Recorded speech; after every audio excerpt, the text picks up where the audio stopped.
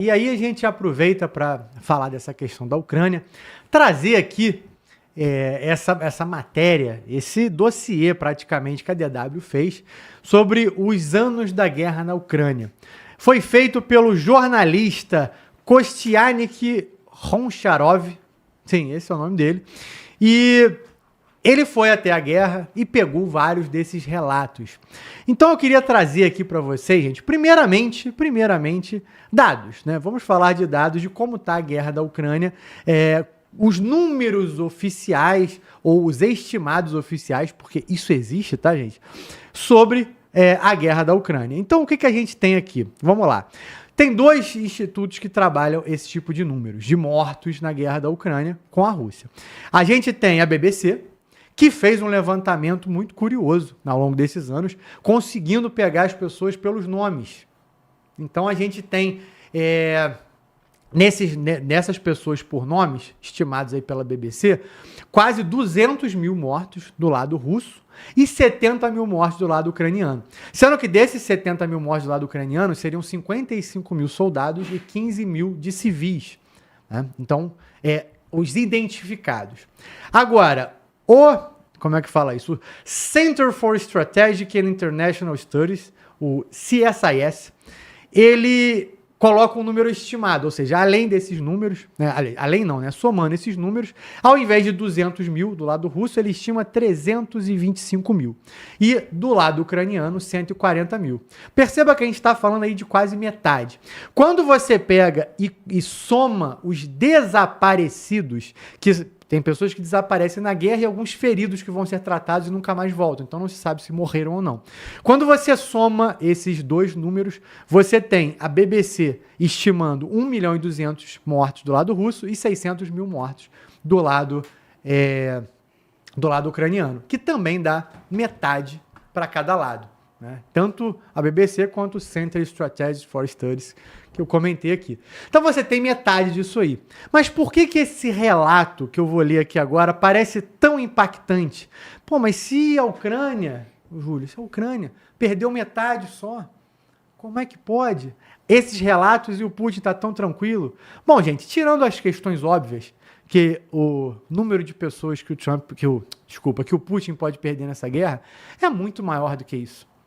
Morrer, eu sei que são pessoas, gente. Nós estamos muito distantes da guerra, não quero parecer insensível, mas para a gente olhar dessa distância nos permite fazer alguns comentários, como, para o Putin, pode morrer mais o dobro.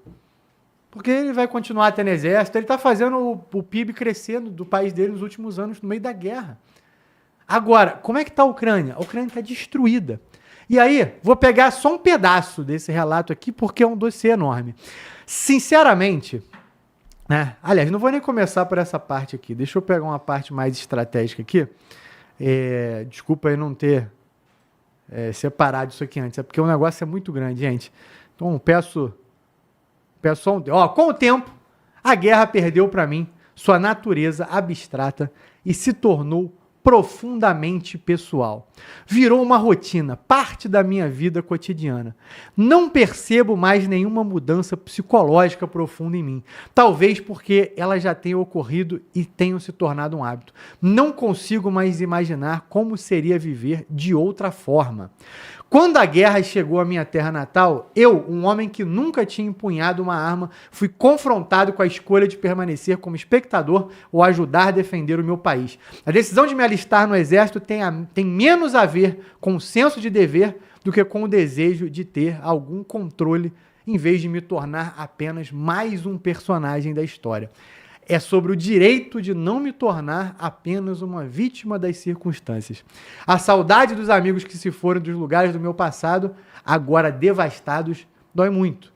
Vejo o que está acontecendo nas cidades da linha de frente, mas fico particularmente preocupado, ainda mais quando Kiev é atacada. A cada bombardeio, pergunto aos meus, como você está? Você ainda tem eletricidade? Sua casa está sem aquecimento? E por aí vai.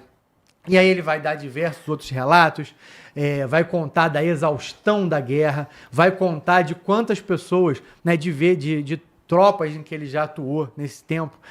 Aliás, parabéns pro camarada que ele ficou vivo em todos esses anos de guerra, né? Ele tá lá desde 23. E de tropas que tinham 50 homens, e que desses 50, hoje só 3 estão vivos. Ele é um deles, inclusive. E que a questão dos drones está sustentando demais essa guerra, porque a Ucrânia provavelmente não teria conseguido resistir sem os drones e tirando, obviamente, ao auxílio externo, né, dos outros países. Porque a maior parte das pessoas com que ele trabalhou ao longo desse tempo são de pessoas de fora, são militares de fora, as armas vêm de fora, e que, aliás, ele considera nocivo, e aí eu começo a ouvir vocês, depois, primeiro ouvir sobre esse relato, né? Mas aí ele começa a entrar em partes mais delicadas, de que sempre que vem esse tipo de ajuda, e que sempre que existe uma especulação sobre uma paz e sobre o fim da guerra da Ucrânia, isso cria esperanças que nunca se consolidaram. Então hoje, quando se descobre que tem mais coisa vindo para a Ucrânia, mas tem naves da Alemanha, tem navios do Reino Unido, tem mais não sei o que chegando, isso não é mais visto como esperança. E sim, essa guerra não vai acabar ainda, porque a gente continua recebendo armas, continua recebendo pessoas de fora, só que as pessoas já estão em exaustão, tem gente ficando maluco, tem gente que se suicida, tem gente morto, torturado, como aquele brasileiro que a gente mostrou aqui no programa de segunda-feira. Então, assim, talvez, Júlio, não tenha esses relatos, talvez do lado russo, porque a Rússia é mais sagaz em segurar essas informações, né? E como eles têm alguns bons resultados em várias outras áreas, maior do que todos os resultados da Ucrânia, é difícil não olhar para a Ucrânia e realmente ter dor com relação a isso, independente do lado que você torce. Pô, ler tudo isso é enorme. Pô, dói demais, gente. Dói demais ver que essas pessoas estão nesses lugares e porque elas têm famílias e precisam estar lá, mas ninguém aguenta mais essa guerra. Júlio, queria te ouvir. Bem, o canal DW de notícias foi muito específico falando da Ucrânia. O relato desse soldado que ficou mais ou menos 4 anos na guerra, e é um herói, né? Ficar 4 anos lutando do lado da Ucrânia e ainda sobreviver, como ele mesmo disse, a cada 4 3 morriam e ele sobreviveu, então... Não, pera aí, Júlio, só para não... Foram 3 anos na guerra e ele contou um caso de uma tropa que ele teve 50 homens e desses 50 só sobraram 3. Pior ainda do que eu imaginava. Então, a carnificina é grande. Mas exemplificando isso tudo, vemos que quem sabe trabalhar no famoso atoleiro, né, é o Putin. Foi assim no Vietnã e foi assim em outras guerras por procuração, onde você mantém, né, o país lutando até tentar minar todos os recursos que ele tem. E é exatamente o que Putin está fazendo. É nítido. Isso aí é nítido, é um fato que é impossível vencer a Rússia numa guerra convencional. E por que eu estou falando isso? Porque é exatamente isso que vai dar até uma conexão com a próxima matéria, eu acho, né, que Eric vai comentar sobre isso ainda, que é justamente um possível ataque nuclear com uma arma tática fornecida por Inglaterra ou França para a Ucrânia, através desses 2 países, para fazer um ataque, para tentar mudar os rumos da guerra. Porque, da maneira convencional, repito, é impossível vencer a Rússia. A Rússia tem o tal do combate provém. A Rússia vive em guerra há muito tempo. A Rússia tem uma experiência gigantesca com o maior combate que já aconteceu no planeta, que foi em Leningrado, Segunda Guerra Mundial. E para que todos saibam, quem invadiu o Reichstag na Alemanha foram os russos e não foi, né, americanos ou ingleses. Então, os russos têm um know-how muito grande de guerra e sabem muito bem jogar com o tempo. Eles sabem da perda dos seus soldados, eles sabem dos ataques e das sabotagens acontecendo, mas sabem manter a frieza do povo russo, característica desse povo, e que se mantém tranquilo e vendo sempre o horizonte à frente. Não é à toa que são os melhores jogadores de xadrez. É assim que Putin tem levado essa guerra. no banho-maria, sabendo que está perdendo soldados, mas que simplesmente devastou toda a Ucrânia. Sobra ali Kiev e um pedacinho da Ucrânia urbanizado, que até agora sofreram poucos ataques. Mas o que nós estamos vendo nada mais é do que uma coisa conhecida no mundo das guerras, chamada atoleiro. E quem está controlando esse atoleiro é o Putin, queira ou não queira, Eric. Muito bom, Júlio. Comandante, eu até quero pegar um outro pedaço rápido aqui, porque a matéria maior e completa tá na DW International, né, que você pega ela no original. Mas tem uma versão em português que você pode ler, ela tem menos informações, mas quando você vai ler, você não está lendo em inglês, está lendo em português, mas me deu até um arrepio quando eu parei aqui para ver, eu queria ler rapidamente, no momento em que ele cita essa questão da esperança, das reuniões de conselho de paz, que nunca acontece, ele fala sobre isso, ouvimos falar e etc, e completa. No entanto, para aqueles que estão no campo de batalha, nada muda, enquanto as pessoas estão lá discutindo, né? A artilharia continua disparando, os drones continuam voando e as pessoas morrendo.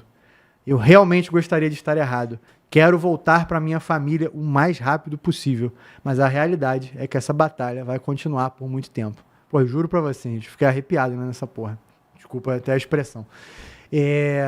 É isso, só queria deixar esse finalzinho aqui de relato, porque é assim que termina a matéria. E comandante Vilas Boas. Eric, realmente é de ficar impressionado, né? A gente fala muito sobre guerra, né? Comenta, escuta os comentários aí dos nossos telespectadores, vê as pessoas falando aí nos outros blogs, canais, todo mundo falando sobre guerra, né? A guerra virou um assunto muito atual, né? Dentro da geopolítica, por conta das mídias, né, por conta do acesso à informação, e muita gente opina, né, e a gente pode falar um pouco mais disso na segunda-feira, quando a gente comentou o caso do brasileiro pernambucano morto lá no batalhão ucraniano, que tem muita gente, que a gente falou das causas, né, de várias causas, uma delas é aventureira, né, tem muita gente que romantiza a guerra, né, hoje, acho que por vários motivos, né, porque, primeiro, porque a gente tem gerações, aqui no caso do Brasil, né, a gente tem gerações e gerações de brasileiros que combateram na guerra. A gente pode se reportar aí a última, os expedicionários da Força Expedicionária Brasileira, os últimos ainda estão vivos aí na casa de mais de 100 anos, mas a experiência de guerra no Brasil é algo muito distante. E no mundo, de uma certa forma, também. Se a gente pegar o período aí do final da Segunda Guerra Mundial até hoje, é um período aí de quase 80 anos, né, de paz, né, digamos assim, que esse período ele foi praticamente não visto na história da humanidade que a gente conhece até hoje, né? Como a gente tinha várias guerras nesse meio do caminho, mas uma grande guerra que envolva gerações, todas as esferas do poder nacional, a gente ainda não viu. Então o afastamento das gerações causa esse tipo de romantização da guerra. A outra é o lado aventureiro, talvez o uso aí dos jogos, né, de computadores, cada vez se tornam mais aproximados, né, com a abertura, com o uso da abertura sintética, esse tipo de coisa, venha trazendo uma falsa expectativa, uma falsa impressão do que realmente é o fenômeno social da guerra, que é, de uma forma simplista, dizendo que é a imposição, um choque de vontade. De um lado, no caso Ucrânia, outro lado Rússia, por mais que existam as coalizões, mas esse choque de vontade leva ao máximo da destruição humana, o máximo da destruição da conhecida, o máximo de dor, de pânico, de estresse, de solidão, de medos que envolve o soldado que está no campo de batalha. Então esse relato eu achei muito interessante também, que de uma forma muito condensada, né, o autor foi muito preciso no texto que ele colocou, é muito emotivo também, mas ele trouxe um pequeno texto, eu acho que tudo isso que acompanha o mundo que envolve uma guerra, tirando toda essa parte romântica, e a qual também nós nos envolvemos aqui pela óbvia distanciamento do caso, por mais que nós aqui, os três, tenhamos sido militares de carreira, mas a gente consegue analisar ou sentir um pouco mais de perto, e isso por conta dessa proximidade, mas sem saber direito, né, sem sentir na pele o que passam esses soldados. Então, isso que ele foi colocando, em última análise, principalmente nesse último comentário do Eric, ele traz uma tônica que é o seguinte: no final das contas, a guerra é a continuação da política pelos outros meios, né? Isso é o que previa Clausewitz, né? Dentro de uma literatura amplamente aceita aí nos estamentos militares. Só que no final das contas, no final do dia, ou como o americano diz, at the end of the day, quem tá lá na frente sentindo frio, fome, medo, sono, pânico, dúvidas, é o soldado. É ele que puxa o gatilho. E aí, com esse mundo de informações que acontece, em determinado momento, como é o caso desse relato, ele entende que ele é uma peça no jogo político. E aí ele começa a se questionar se realmente vale a pena fazer o que ele está fazendo ali. Se as causas da qual ele se alistou, que ele foi alistado por ordem, realmente ainda permanecem. Enquanto ele vê os líderes políticos, às vezes, protelando a guerra. No caso da Ucrânia. A gente já discutiu várias vezes aqui se não é que existe a possibilidade da própria Europa, dos líderes europeus, Estados Unidos ou não, estarem prolongando essa guerra até um limite que está fazendo um contrassenso. Não para o político de terno que está em Bruxelas, não para o Zelensky, não para o primeiro-ministro do Reino Unido, não para o presidente da França, mas para ele, que faz esse relato todo aí, das expectativas, dos medos, dos anseios, das dúvidas do soldado que está no fronte de batalha, mas não sabe como é que está a segurança da sua família. Então, olha o que passa na cabeça do soldado, do militar que está lá. Ele sai de casa para defender a sua nação, enquanto a sua família está à mercê da sua falta de segurança, digamos assim. Então, essa repercussão psicológica do soldado é muito grande. E a gente tende a não enxergar isso, porque a gente tende a não ver o lado humano da guerra como fenômeno social, como soldado que atira, como soldado que é humano, de carne e osso, com medos, vontades e desejos. Então, isso é um relato muito bacana que eu estou sentindo, me dizendo, me refletindo, a entender a dinâmica sociológica da guerra e deixar de romantizar o mercenário que quer sair do Brasil ou de qualquer lugar e se alistar porque acha que quer contribuir com a defesa da cultura ocidental. Não é isso, meus amigos. Não é isso. A guerra é assunto muito sério. É muito pânico envolvido. É o extremo do limite da dor humana sendo infligida contra o seu inimigo e contra você, numa dinâmica de choque de vontade. Então não tem nada de romântico nisso. Pelo contrário, tem muito medo. Então, quando todo mundo fala que deve fazer todo o uso da diplomacia para que o artifício militar não seja empregado, basicamente nisso que está se refletindo a dor desse soldado aí. Então, as expectativas dos acordos de paz que vão ser celebrados na Genebra, na Ucrânia, não sei aonde, não sei acolá, isso traz, com certeza, uma incerteza na falsa esperança que está sendo acometida aquele pessoal. E eu não sei, às vezes é melhor até que não tenham, porque eles nem saibam, porque gera a falsa expectativa que a cada vez aquilo vai acabar, a cada vez aquilo vai acabar. E a última missão sempre se torna a penúltima missão. E essa sucessão de falta de arejamento, que a gente chama, né, é a troca dos contingentes que precisam ir para a retaguarda, a falta de troca de contingentes militares que precisam recrutas entrar no sistema, serem preparados. Você vê que quem está sendo mandado de novo para dentro de frente para recompletar aqueles efetivos que eram profissionais, que tinham experiência, sendo recompletados agora por motoristas, gente de abastecimento, apoio, nada contra, eles têm um papel fundamental, mas não são as tropas preparadas para a infantaria que vão atuar na linha de frente. E esse colapso de não ter esse recompletamento, esse arejamento, é horroroso. Muito mal comparando a gente aqui sendo empregado no Complexo da Maré dentro do contexto da Operação São Francisco. A gente tinha uma política nos fuzileiros navais de 6 dias dentro do combate e 2 dias de arejamento, que nem se compara ao que ele falou aí desse tempo todo envolvido. 6 dias direto, sem parar, em combate ou em situação de combate, você já sai de lá totalmente morto, psicologicamente, fisicamente. Parece que suas energias foram sugadas de você. Você vai para casa e só quer deitar na cama assim, esquecer que o mundo existe. Eu tive particularmente também a experiência de ser observador militar no Sudão, e o meu primeiro arejamento, e era situação de guerra, porque o país ia se separar no referendo de janeiro de 2011 e se separou, né? Eu estava no Sudão do Sul, que é o país mais novo do mundo. Eu fiquei lá 5 meses e meio sem arejamento. Pô, isso causa um trauma psicológico enorme, porque quando você volta para a realidade, você, logicamente, psicologicamente, você precisa criar um artifício seu para se blindar. É tipo um encapsulamento psicológico. Mas quando você volta para a realidade da sua casa, do seu país, dos seus amigos, da sua família, você ainda está com aquela cabeça de lá. E você volta ainda, porra, era uma situação de combate controlada, né? Por mais que tinha míssil indo para lá, foguete, morte para tudo quanto é lado, mas não era esse tipo de combate. E você já sai de lá baqueado.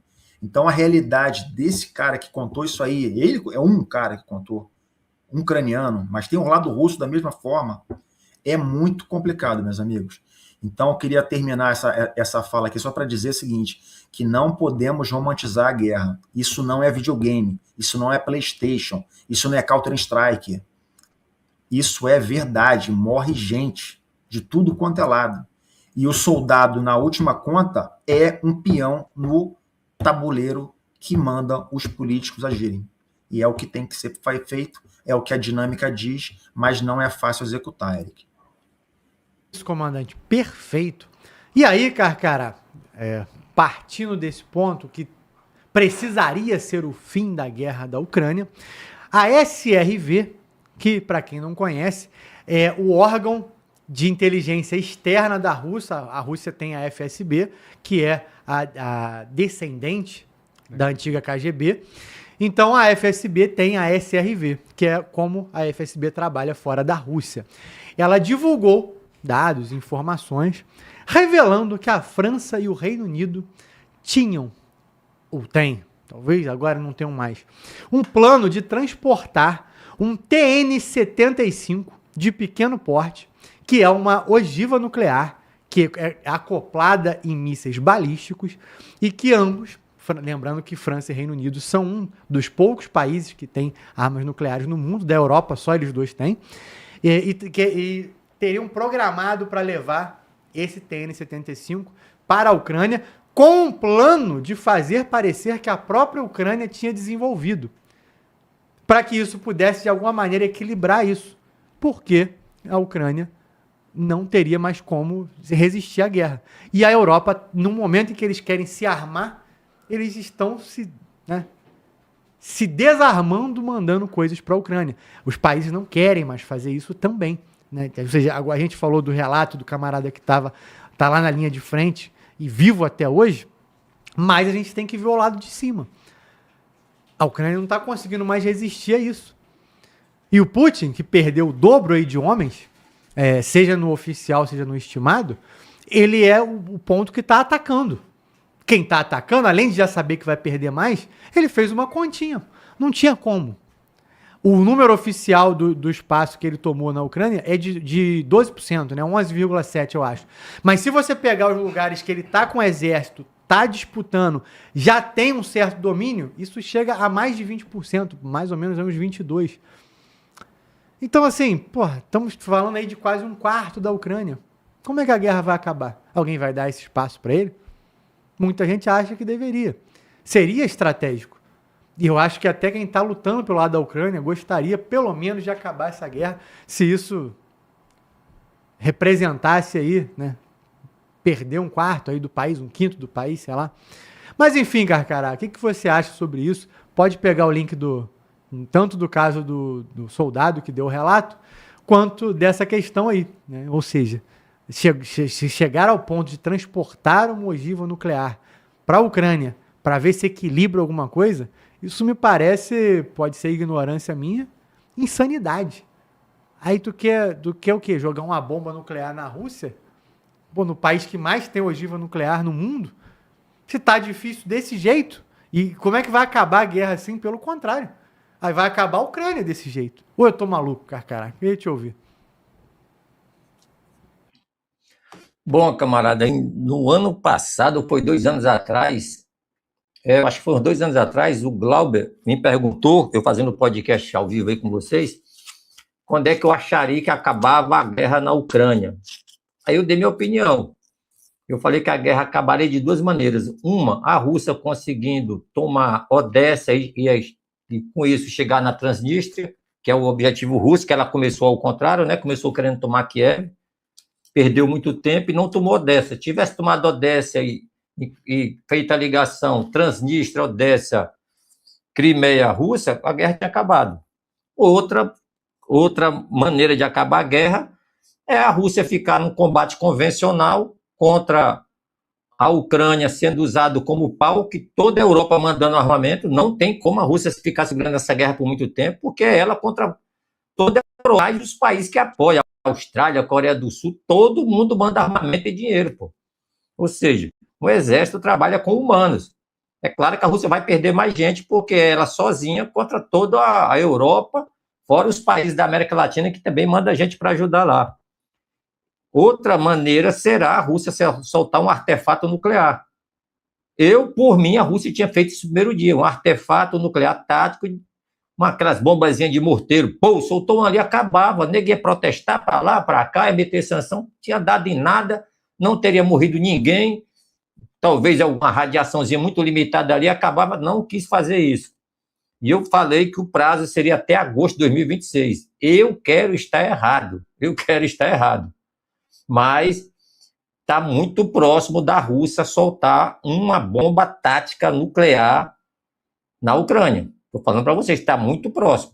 A Ucrânia fez um ataque devastador em cima dos paióis de mísseis de cruzeiro, mísseis hipersônicos, munições, prejuízos bilionários, já atacou a força estratégica russa, atacou vários tipos de paióis e fábricas de drones, munições, propelentes, é o que faz funcionar as munições e os foguetes. Então, a Rússia não está tão boa na foto assim, não, tá? A Ucrânia está fodida, mas a Rússia está numa situação que não marcava estar. Quem provocou isso tudo? Começou com o senhor George Bush, filho. Ele começou em 2006, 2007, 2008, 2009, tentar levar a Ucrânia e a Armênia para a OTAN. Não sei se alguém vai lembrar disso aí. O público perturbou até a Rússia atacar a Armênia, a Geórgia, e ficar aquela guerra lá dos 5 dias lá. Que em 5 dias a Rússia destruiu o exército, a marinha georgiana. Vladimir Putin era o primeiro-ministro e o Medvedev presidente. Ali o americano viu que os russos não eram tão fraquinhos do tanto que ele esperava.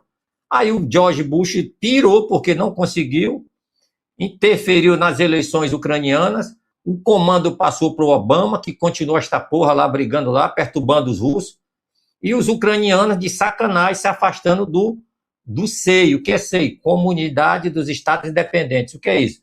A Rússia, Ucrânia e Bielorrússia fizeram um tratado de amizade para um não se afastar do outro e manter a coesão do povo eslavo.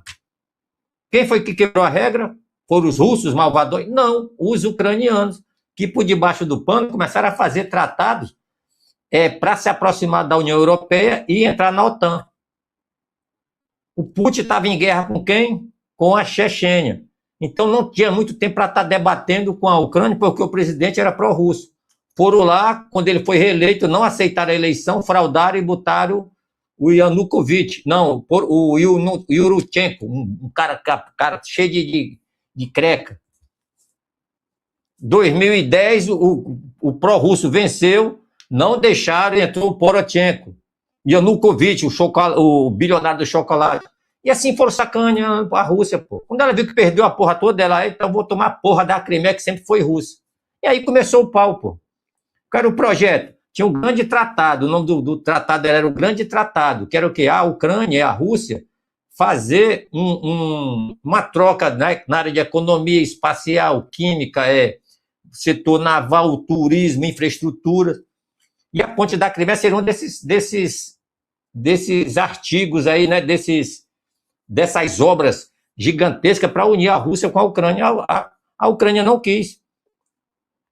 Não quis. O Biden bateu em cima, não pode, porque se a Ucrânia, vou explicar de novo, que a Agenda 2030 tinha que ser implementada dentro da Europa e da Ásia.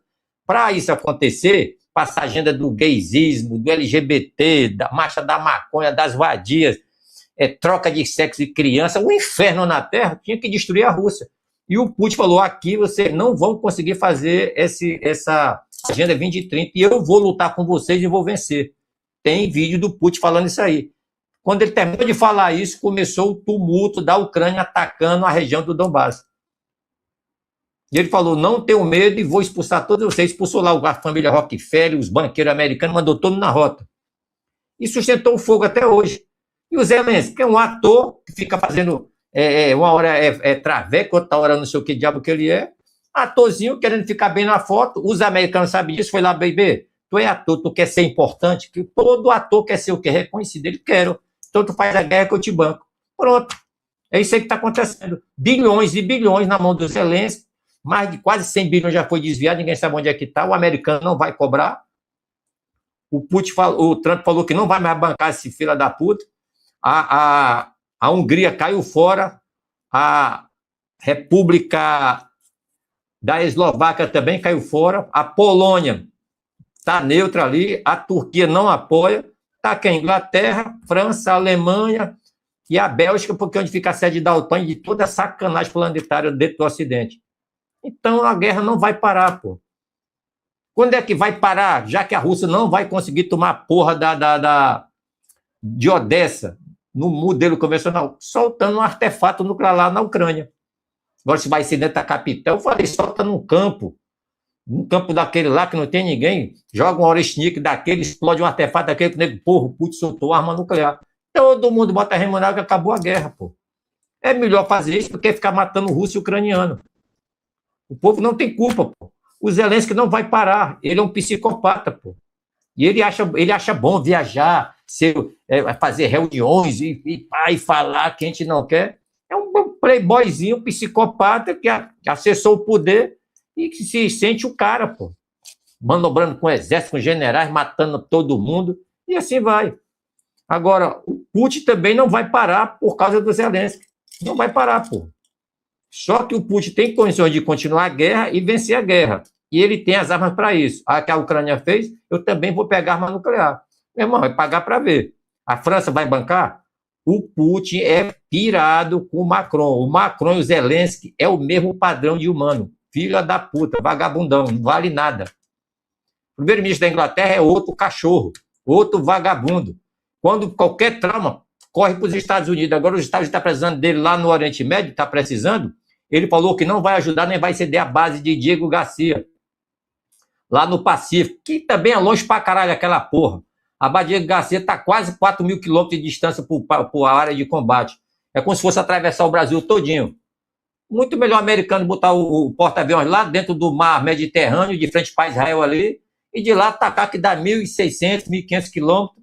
É uma pernadinha curta, pô. Um abastecimento, ele vai e volta, ou então um único caça faz essa porra sem abastecimento. O americano não precisa humilhar para os ingleses, então está nesse impasse, tá, senhores? O Putin tem 7.000 ogivas para destruir a porra toda. Ele não quer usar nenhum, então vai ficar essa morte para lá e para cá. Eu, como presidente, quando o Zelensky atacou a Rússia, destruiu o Paiol, já atacou lá na Sibéria, eu já tinha sapecado a porrada para cima. Fogo do céu em cima do Zelensky lá, pô. Urubu. E caía para dentro das consequências. Entendeu? Porque ia diminuir a quantidade de morte e ia parar. O Putin, não sei o que ele está esperando. Fica a pergunta, para que é que você quer uma porrada de arma nuclear de todas as potências, tamanho miniaturizado, se tu não vai usar nenhum? Para ficar lambendo aquela porra? Então, dá arma nuclear, pô. Porque tem semana que a Ucrânia desce a porrada na Rússia sem pena. É igual quando está um caravana e o dente vem dando porrada ali e ele não poder se defender porque é pequenininho demais, ele tem que estar procurando, mas só que a porrada está comendo. Entendeu? É isso que está acontecendo. Eu acho que o Putin vai reunir, e o prazo que eu dei no meu planejamento, conversando com alguns amigos meus lá da Rússia lá, é agosto de 2026. Eu quero estar errado, eu quero que essa porra dessa guerra acabe. Pelo Donald Trump e pelo Putin, teria acabado. Tá, senhores? Eles estão fazendo um tratado junto deles aí. O Xi Jinping deve fazer uma visita aos Estados Unidos daqui a um mês, alguma coisa assim, para conversar sobre aquilo que eu sempre venho falando. Vamos dividir a porra desse planeta logo em 3 partes e acabar com essa confusão. É isso aí, meu amigo.